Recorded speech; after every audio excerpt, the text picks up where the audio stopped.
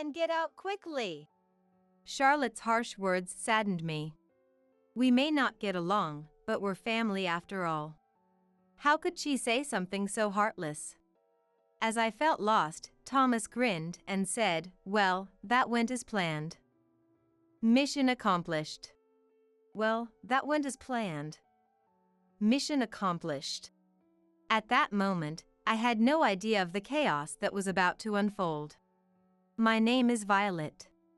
I met my husband Thomas at work. I work in the office of a shipping company, while Thomas is a truck driver. My first impression was that he's a robust guy, both physically and in personality. He's good at his job and kind to his colleagues.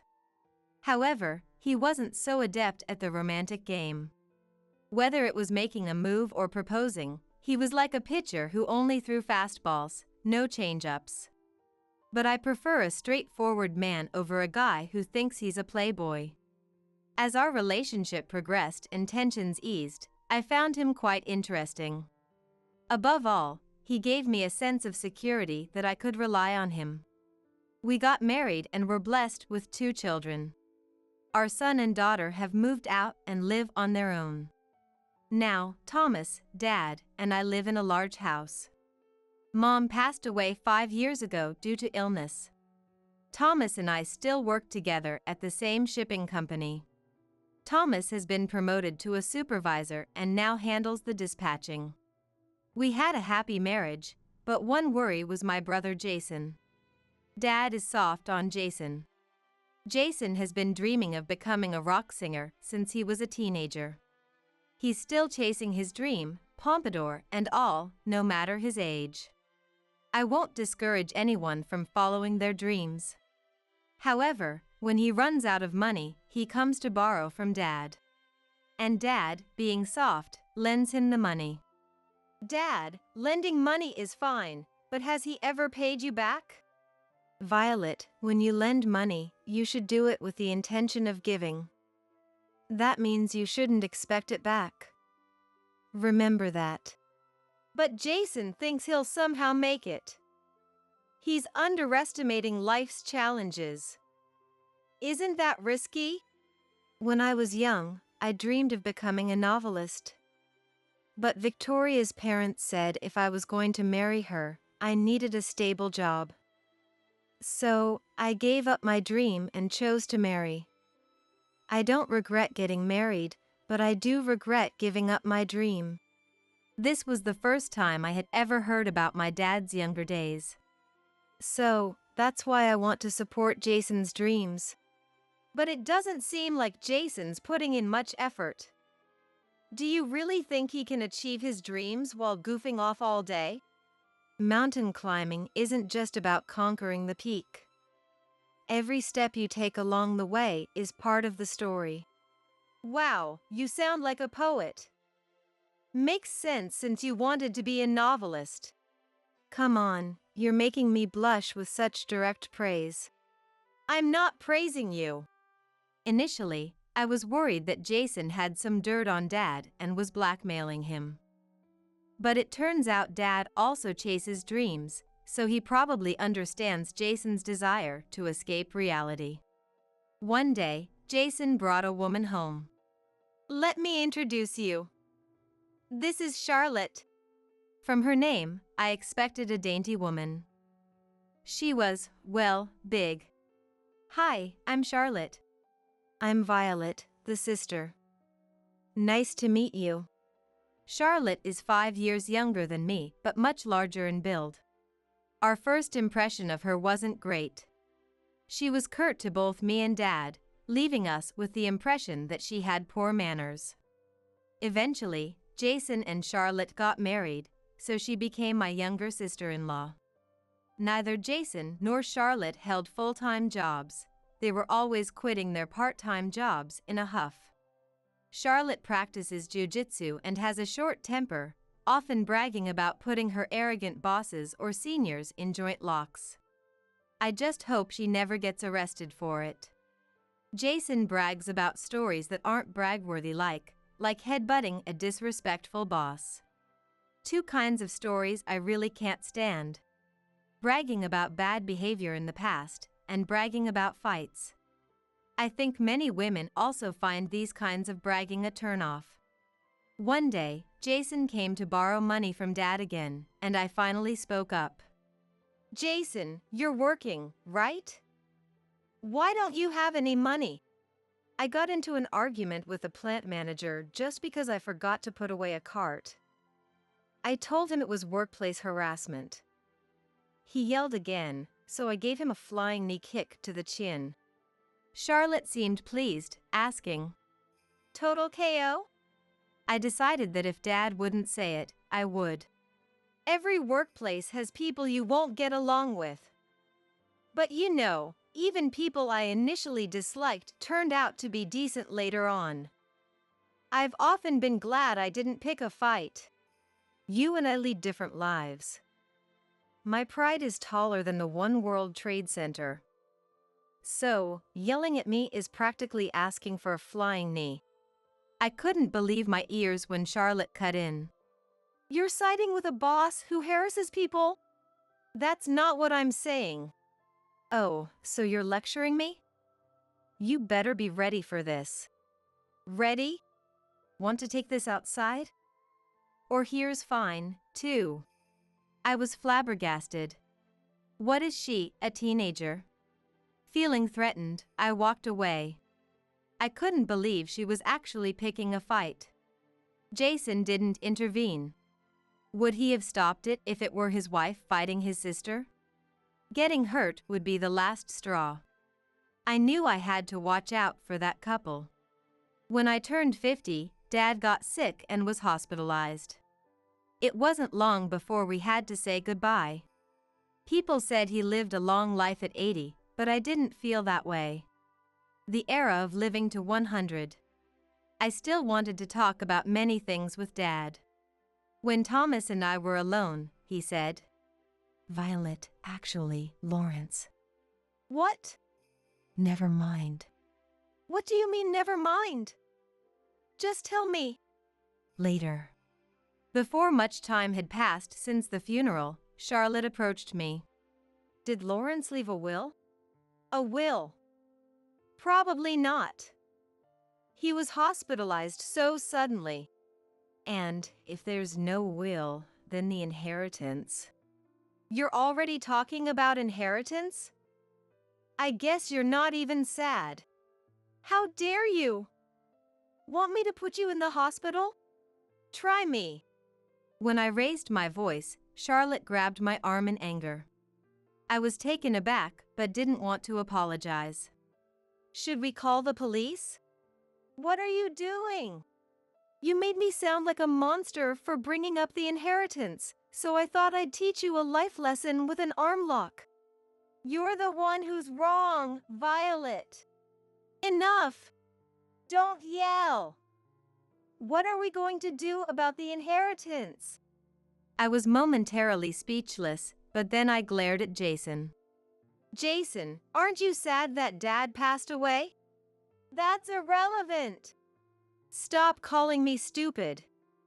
I don't want to be called stupid by someone as stupid as you. What did you just say? The atmosphere was tense until Thomas arrived. What's going on here? Wife, you better tell your husband to raise the kids right. Those words crossed the line. I'll pass that message right along to Jason. Good on you. I'm fed up with you, Violet. This makes my decision easier. Decision? Jason dropped a bombshell. I'm the eldest son. That means the house and Dad's inheritance are all mine. Are you out of your mind? I'm perfectly sane, Jason said, stone-faced. Just as we were stunned by his audacity, Thomas spoke up. Violet, let's try to keep a cool head. We're not making any progress. Fine. We sat down at the table to hash it out. The inheritance is all mine and Charlotte's. Violet, I want you to give up your claim. That's ridiculous. Our dad isn't rich. If we split it between two households, there won't be much left. There's only two of Dad's children, me and Jason. So it should be divided between us. But Jason scowled. Look, Violet, you and Thomas both have jobs and are doing fine. I'm the one pursuing my dreams, so I'm the one who needs the money. Why don't you get a job, Jason? Let me finish. Living in this house means no rent, and with the inheritance, I can take on the world. Dad was cheering for me, you know? The best way to honor him is to pack Carnegie Hall. You can't even pack the local park. What if I do fill Carnegie Hall? Will you put your money where your mouth is? What are you talking about? I seriously considered calling the police. Thomas, what do you say? Can you give in? I cannot. Then Thomas calmly asked Jason. So you're asking Violet to relinquish her claim? Yes. And you're okay with that, Jason? What are you talking about? Of course it's not okay. At that point, Charlotte glared at me. Shut up. You've been yapping like a puppy this whole time. Such words should not be tolerated. When I glared at her, Charlotte glared back with an angry face. Is it cute to yap like a puppy only until you're in your 20s? Stop pretending to be a young girl. It's embarrassing for a 50-year-old hag. Take that back. I won't tolerate insults. Thomas, wasn't it? You should have set her straight. What a useless couple you are. At this point, I couldn't keep quiet. If you weren't as big as a hippo, I'd have slapped you a long time ago. For a moment, Charlotte looked dumbfounded, but then turned to Jason. Did your sister just call me a hippo? Violet, apologize while you still can. I'll apologize when Charlotte does. Enough, both of you. Violet, calm down. Fine. Let's proceed with the disinheritance, Violet. I looked at Thomas with wide eyes, but something in his gaze told me he had a plan. Why else would he agree to such an unreasonable demand? I had no choice but to trust Thomas. So, Jason, just to confirm, you're fine with Violet being disinherited? I've been saying that. Stop making me repeat myself. It's annoying. What an infuriating couple. A wife who acts younger than she is, and a husband who thinks he's smart but is actually dumb. Leave the money and move out already. Charlotte's harsh words saddened me. Aren't we still family, despite our differences? How could she say such merciless things? Why should we be the ones to leave? I couldn't agree to this. We'll find a new place soon, but we have belongings. Please give us a bit more time. If you take too long, I'll throw everything outside. Try it, and I'll call the police. Think I'll be scared if you mention the police? I'm not afraid. Call the Marines if you want to arrest me. Unable to contain my anger, I stepped outside. I wonder if Dad is also at fault. Thomas smiled at my confusion. It worked. Our plan was a success. What? These moments make me thankful for our savings. With savings, you don't need to borrow money. Even with zero debt, there are still substantial monthly expenses, rent, utilities, food, taxes. Taking on more debt would naturally make things tougher. I've always made it a point to avoid loans, pay in full for what I buy, and save a bit each month. Years of this kind of effort mean we won't be in a bind when emergencies happen. Maybe Jason set a bad example. He lives impulsively, and when he's out of money, he turns to Dad. It was one thing when Dad was working, but he had no problem borrowing even after Dad retired. I always tell my kids how important it is to save, so they don't end up like that. Thomas and I settled into our new condo. Once we had finished unpacking, Thomas said, Let's consult a lawyer first. A lawyer? To initiate the renunciation of inheritance. Are we really giving it up? That's when Thomas finally told me what he had almost mentioned before.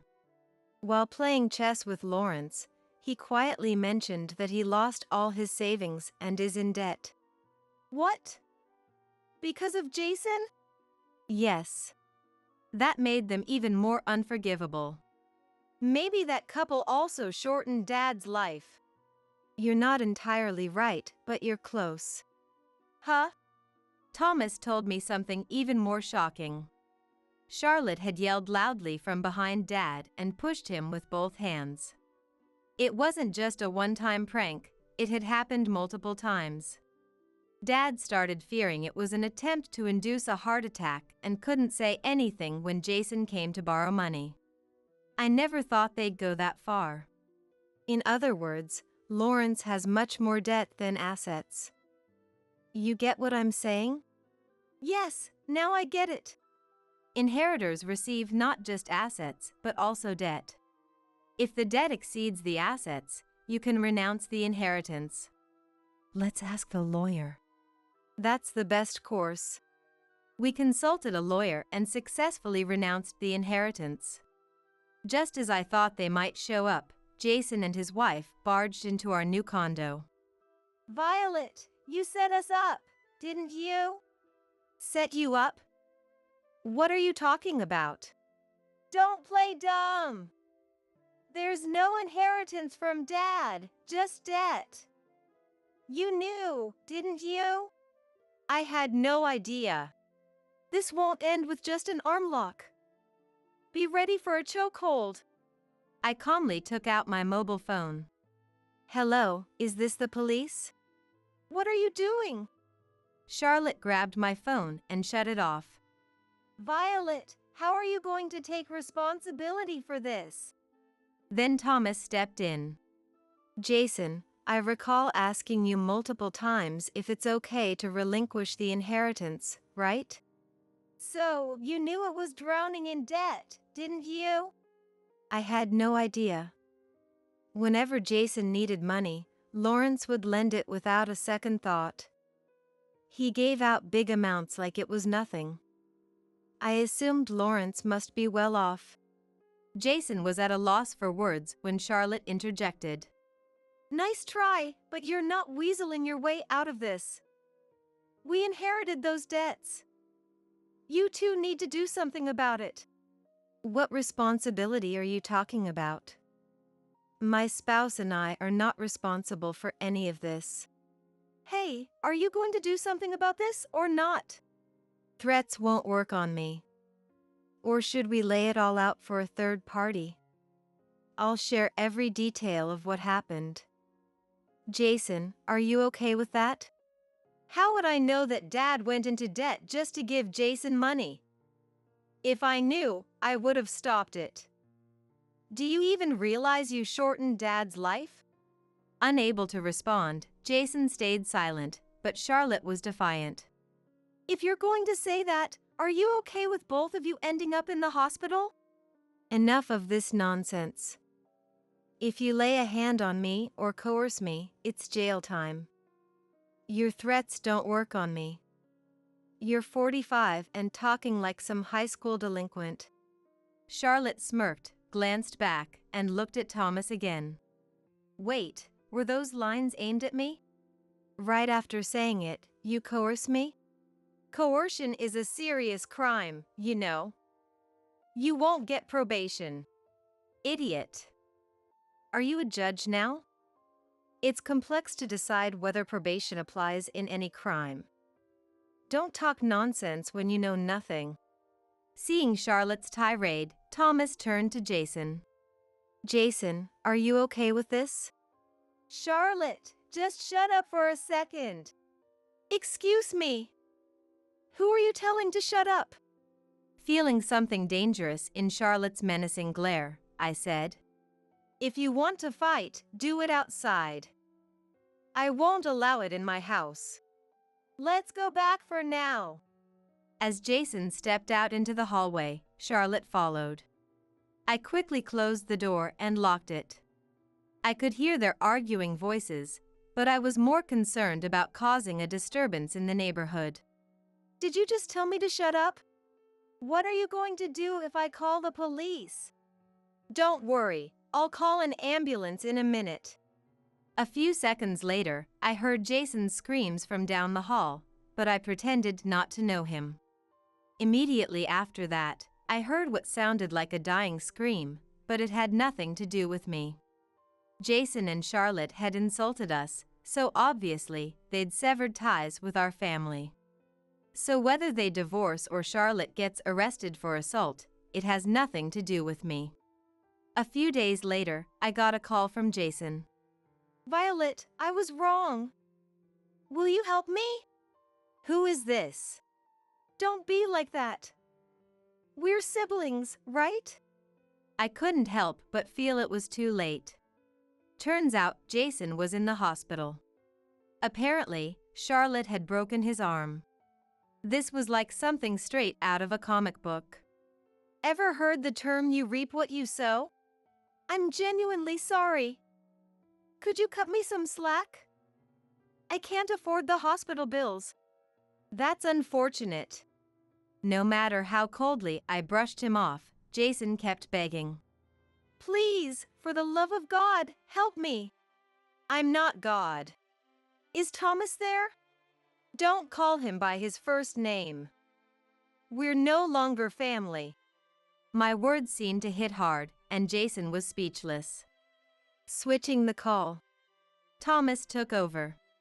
After a brief chat, he hung up. Let's go to the hospital. Don't give him a cent.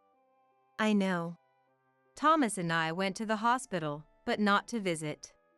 It's better to say it face to face. Jason pleaded in a polite tone. Please help me. Debt collectors have come to the first floor of the hospital, the nurse told me. I'm scared to death. But Thomas looked stern. After the insults you and your spouse hurled, it's only natural for us to cut ties. That's not what I meant. Well, if we're not cutting ties, then why disinherit? Disinheritance means cutting family ties. Jason looked down and spoke softly. I apologize for what I've done. But I need your help. I have no one else to turn to. What about Charlotte? We're divorced. A family falling apart, then. She's at the police station for assault. It felt unreal. You repeatedly called my wife an idiot. If I had called Charlotte that, you'd never forgive me. Jason looked troubled. People who spew hate often don't remember what they've said. But those on the receiving end don't forget. I have a good memory. I remember every word you two have said. I've heard it from Charlotte as well. The wife should be properly disciplined by the husband. What does that even mean? Explain it to me. Thomas presses on logically. What did Charlotte mean when she said a wife should lay down her body? Is that even something you should say to a woman? Those are not words you say to a woman. Jason seems to have forgotten not just his own comments, but also those made by Charlotte. Yelling like a little puppy, that's a clear insult. As for my dear wife, you called her a young wannabe, or a 50-year-old hag. Don't repeat it. Sorry. Thomas doesn't let up. You said it to me as well. When I asked repeatedly if I should disclaim my inheritance, you told me to stop making you repeat yourself because it's annoying. It's too late for any excuses now. Jason lowers his head on the bed, looking like he's about to cry. I'm really sorry. Can you please find it in your heart to forgive me? No way. Charlotte called my wife an old hag, and you insulted me by saying I'm not mentally sharp. By the way, what does not mentally sharp mean? Explain it to me. Thomas glares at the trembling Jason. Explain it. What? Jason shakes and his eyes go wide with a terrified look. If I weren't in a hospital, I'd be yelling right now. Let's just cut ties completely. You're the one who said to leave the money and move out quickly. Thomas looks down at the dejected Jason, then turns to me. Shall we go? Yes. After all was said, I thought Thomas might end up offering financial help out of a sense of divine mercy. But he stood his ground. As we left the hospital, a smile crossed my face. I saw your scary side today. There's nothing like that. Be kind to me, okay? Of course. The storm has passed. From now on, I hope for peaceful days, basking in the warmth of spring sunlight. Wait, are you trying to use the bathroom? Dirty old people are banned from using it. We use that toilet too, you know. If you guys use it, our brand new toilet will get dirty immediately, won't it? Sorry, but you'll have to make do with peeing in the bushes outside. Oh, and don't do it in the garden, okay? If you dirty our precious home even a little, I'll never forgive you. Both we were taken aback by Emily and Wilson's words. A bathroom ban? That's just unthinkable. No matter how much they dislike us, such behavior is inexcusable. We have endured harsh words from our son and his wife before. As we're the kind of people who dislike fights, we've always quietly accepted their treatment. But now, we've reached our limit. We need to make it clear what happens when they make enemies of us. I started plotting a scenario for revenge. I'm sure this plan will work. My name is Sarah, a 62-year-old homemaker. I live with my husband. I met Johnson, my husband, at the company where we used to work. After Johnson's persistent pursuit, we started dating and smoothly transitioned into marriage. I was blessed with a son with Johnson. A lively boy. We named him Wilson and raised him with care. Wilson grew up healthily and eventually found a job. He married a woman named Emily and built a family. I remember the feeling genuinely happy when he first introduced Emily to us. But that happiness didn't last long. Everything went awry when I realized why she had married him. After marriage, they lived with us. One day, Wilson and Johnson were out, and only Emily and I were at home. At first, we were chatting amicably in the living room, but then Emily's mobile phone rang. It seemed she received a call.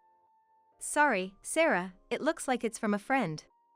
With that, she excused herself and went back to her room. Left alone in the living room, I decided to clean the house to pass the time. As I was passing Emily's room, I inadvertently overheard her conversation. Her voice was so loud that I couldn't help but hear. Seriously, those old folks are living too long. If they suddenly died, we could get the inheritance. I married into the family for the president's fortune, but this is just hell. Her words felt like a cold shower to me. Actually, Johnson's father was the president of well-known top-tier company. However, the company was set to be inherited by his brother. Still, being part of the president's family, Johnson had some share of the wealth. It turned out Emily had married Wilson with that very intention in mind. They probably believed that once we passed away, the inheritance would become theirs. In fact, we had always treated Wilson and his wife with this in mind. Such behavior couldn't be tolerated. I shared this with Johnson that night. Initially, he was shocked, saying, "Really?" but he trusted my words. After discussing, we decided not to act immediately but to observe if Emily would reveal her true intentions. Maybe, in the meantime, she might change her attitude and start treating us like a real family. It was a decision made with the faint hope. But things didn't go as expected. To test Wilson and his wife, we observed their behavior. We invited them out, asked for help with chores, and so on. Gradually, they seemed to find us a nuisance, and their attitude changed. "Wilson, you're free now, right? I'm sorry to ask you, but can you give me a hand to do the laundry? My back hurts." One day, seeing Wilson relaxing in the living room, I asked him. Although Emily had been the one to speak harshly that day, Johnson suspected they might be in this together. We suspect that maybe Wilson feels in the same way. So, I started to approach Wilson to understand his feelings. At my request, Wilson looked up from his mobile phone, sighed with annoyance, and said, "Can't you do that yourself, Mom? You're a mother, after all. Shouldn't you be able to handle the household chores by yourself?" He then returned his gaze to his mobile phone. It became clear that he had no intention of helping. His attitude seemed to say, "I have no intention of being a family with you." This thought sent a chill down my spine. Don't say that. Family should help each other when in trouble. You have your own family now, Wilson. You need to act responsibly. My voice trembled, reflecting my fear. If my suspicions were true, it meant that even Wilson, whom we had lovingly raised, was betraying us. That was something I couldn't bear. Desperately, I pleaded, "Please help me." But Wilson didn't even look up from his phone or show any sign of getting up from the sofa. His unwillingness to help was evident. Persisting in my request, he let out a heavy sigh and continued. "Look," he continued. "Enough is enough. Yes, you're my mother, but that doesn't give you the right to be selfish. I have a wife, Emily, and I need to work for her. I'm already exhausted every day, and now you're asking me to do chores too? That's cruel. Don't ask us to do such things anymore. We are essentially strangers." Essentially strangers. Those words pierced deeply into my heart. It confirmed my fears. Both Wilson and Emily seem to be after Johnson's inheritance. They seem indifferent to us, thinking as long as they receive the inheritance, that's all that matters. This betrayal from family deeply wounded me. Yet, we couldn't foresee something even worse. I immediately told Johnson about Wilson's possible intent for the inheritance. Johnson, seemingly already convinced. "I thought as much." He nodded. And so, our family dynamics became distorted. Amidst all this, Wilson and his wife decided to move out. When they brought it up, we couldn't help but feel relieved. By then, living with them had become unbearable. Even sharing the same house with them was distressing.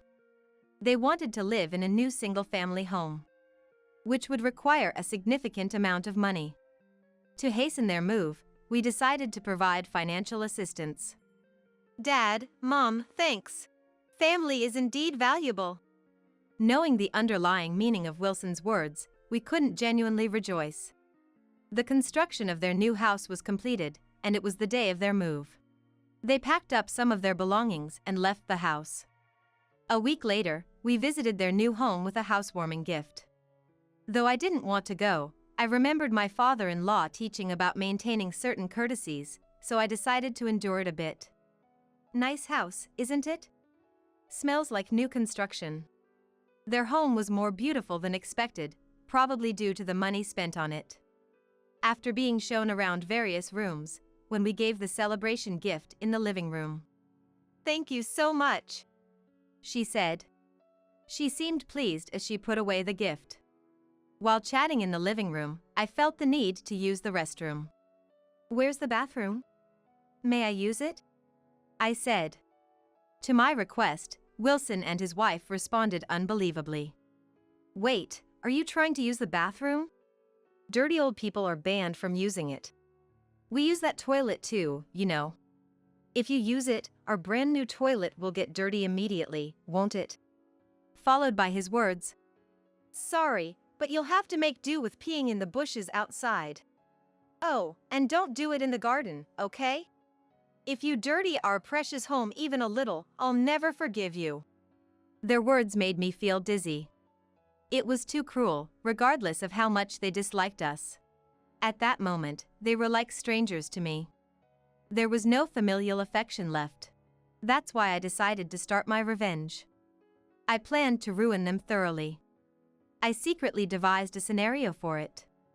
Exchanging glances with Johnson, who was just as stunned. It seemed Johnson was thinking the same as me. "We don't want to be a nuisance, and since we've given the housewarming gift, maybe we should leave if we're not wanted." There was no reason to stay in their house any longer. We had fulfilled our duty by giving a housewarming gift. If they were going to be that terrible to us, we didn't need to stay. Right. Our presence here only seems to bother them. It's better to leave now. I had anticipated being unwelcome, but to be told things like being banned from using the toilet or to go in the bushes was too much. Yeah, leave right now. Don't want this house getting old and musty because of some old people. Don't stay any longer than necessary. Old people making the house musty? That's just absurd. Realizing how much my own son despised us was a bit of a shock. But I couldn't see Wilson as my son anymore. I'd deal with these conflicting feelings later. For now, the priority was to leave.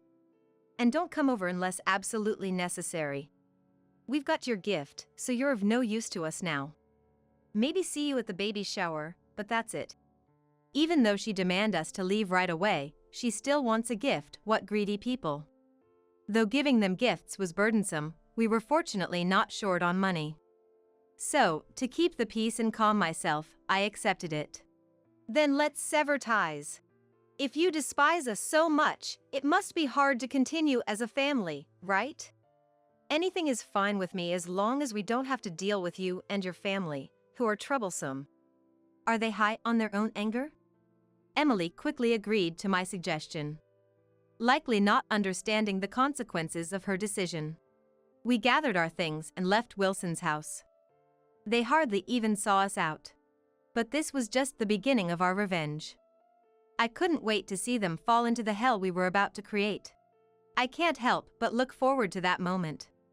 Back home, I shared the revenge plan with Johnson. He said, "This is going to be interesting." He laughed and was in agreement with my plan. They say spouses become like mirrors of each other, and I really felt that was true. Since then, we had been very busy. To complete our revenge, various preparations were necessary. Before we knew it, about a week had passed. Despite being busy, we were leading a calm life without any major incidents with Wilson and his wife. But it seemed about time for a disruption. As I was expecting this, the phone rang. Johnson and I exchanged glances. Sure enough, it was Wilson on the line. I put the call on speaker so Johnson could hear and spoke to Wilson. "Hello, Wilson? What's up? Did something happen?" It was surprising he called so nonchalantly after what had happened. Normally, after such an incident, I'd think it would be awkward to make a phone call.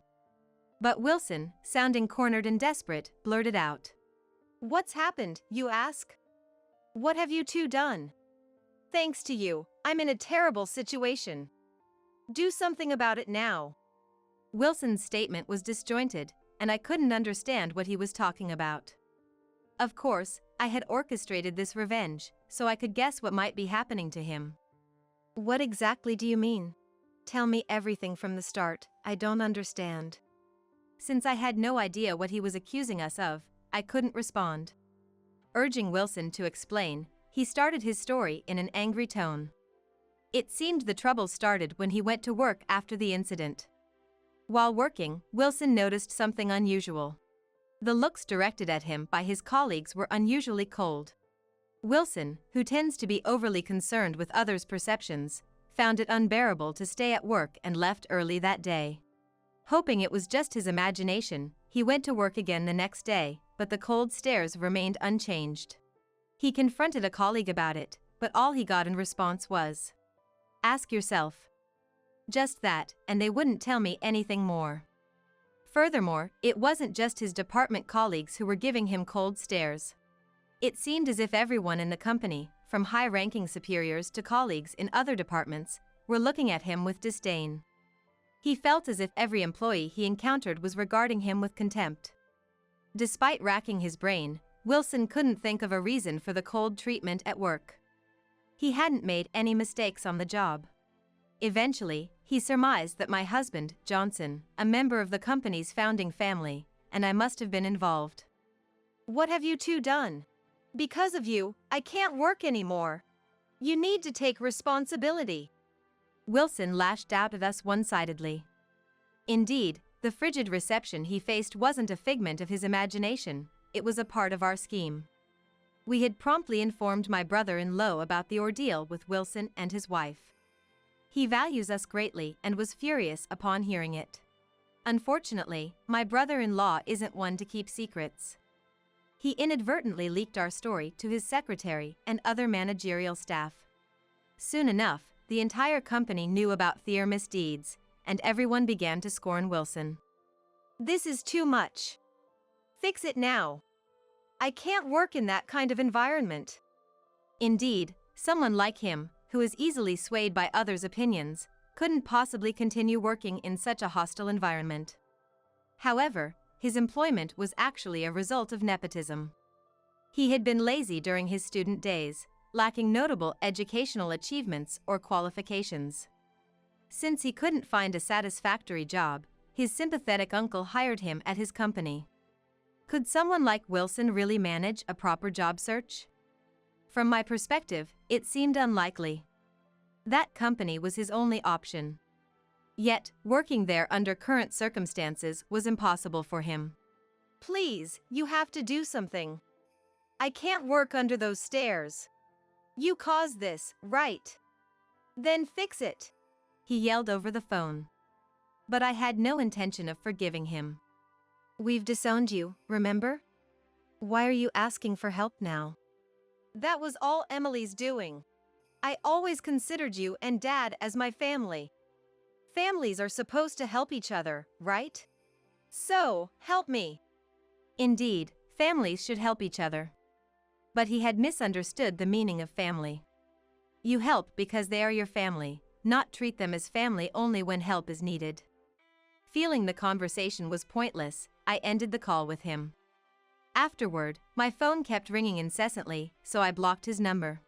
That was how we completely severed ties with our own son. Our revenge was far from over. The day after our conversation with Wilson, my phone rang again. This time, it was Emily. Sarah, please open the entrance. I have something to discuss, including about Wilson. Let me in quickly. As soon as I answered the phone, she blurted out such things. It seemed that she, thinking it best to resolve matters directly, was waiting at the entrance of our house, eager to talk. Well, it was our former house, after all. Emily, we're not at that house anymore. Indeed, it was our former home. Since then, we had sold the house where we lived with them and moved to a new home. A brand new, sparkling single-family home. Our new home, chosen with a slightly competitive spirit, was more spacious and grander than Wilson and Emily's. What? Then where are you? Things are terrible here. If we don't know where you are, how can we receive the inheritance? Tell me your current address. She seemingly failed to comprehend the meaning of disownment. To disown means no longer being family, and inheritance is not passed to non-family members. We had even updated our will to ensure that, come what may, Wilson and his wife would not receive any inheritance. However, she appeared to misunderstand, thinking that if some family connection remained, they could still inherit. Emily, you can no longer receive any inheritance. We've disowned you, remember? We're no longer family.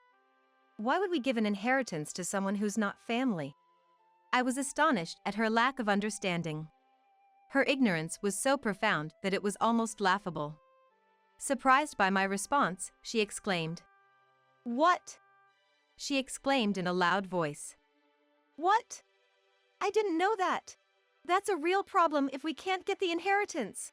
Let's forget about the disownment, okay? We're still family, right? Her self-centeredness was astounding. It was baffling how someone could be so obsessed with money. Her illogical and selfish statements left me speechless. Misinterpreting my silence as agreement, she continued. How about we live together? You've moved out of this house, right? I just realized how lonely it is without you, Sarah. Our house is big, so you can live here too. Let's live together as a family. And yet, this was the same person who had once called us dirty old people and drove us out. Now she was even suggesting living together, clearly all for the sake of inheritance. It was obvious that restarting life with them was out of the question. I wondered if she even understood that. Could she really not understand even that? Sorry, but we'll have to decline. And from now on, please don't contact us. We've disowned you, so we're no longer family. And non-family members won't inherit anything. Please understand and give up. No!